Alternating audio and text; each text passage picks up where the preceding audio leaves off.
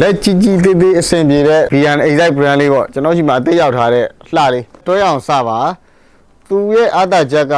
အတွင်းလက်ခွင်ကျဲတယ်ဗျဒီကောင်က TCB တာကတော့မှတာမန်လူတယောက်ရဲ့လက်ကိုချောင်းချောင်းရှိရှိနဲ့တော်တော်အဆင်ပြေပါတယ်ဗျအကစ်ပေါစင်မွေတိုင်းရိုးရလက်ဝေးအကောင်ဆော့လို့အဆင်ပြေတဲ့ပုံစံလေးပဲဖြစ်ပါတယ်ပြီးတော့လေးပေါက်လေးနေရာလေးကိုတစ်ချက်ပြမယ်ဒီနေရာမှာစကားပေါက်လေးနဲ့လာတာရှိတယ်အဲ့ဒီစကားပေါက်နေရာနေစပြေးတာပြင်းရင်လေဒီလေထွက်ပေါက်နေရာမှာသူကစကားမတုံးထားပဲနဲ့ဟိုစိုးပြားစားပုံစံကိုမမလေးနဲ့လုပ်ပေးတယ်အဲ့တော့ကိုသူကဒီနေရာစပြေးဖို့လည်းလုံးဝဖြစ်နိုင်တော့ဘူးတော်တော်ကြာရှည်ခံမဲ့ပုံစံလေးပဲဖြစ်ပါတယ်လောက်ကောက်ဝတ်တွေပါတယ်တိကျကစားလို့ရမယ့်ပုံစံလေးဖြစ်ပါတယ်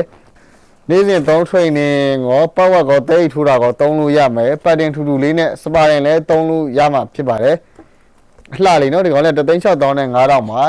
လောလောဆယ်3သိန်းနဲ့ထဲမှာ recommend ပေးမဲ့ကောင်လေးဖြစ်ပါတယ်ဒါလေးက3,600နဲ့မှ9,000ပါ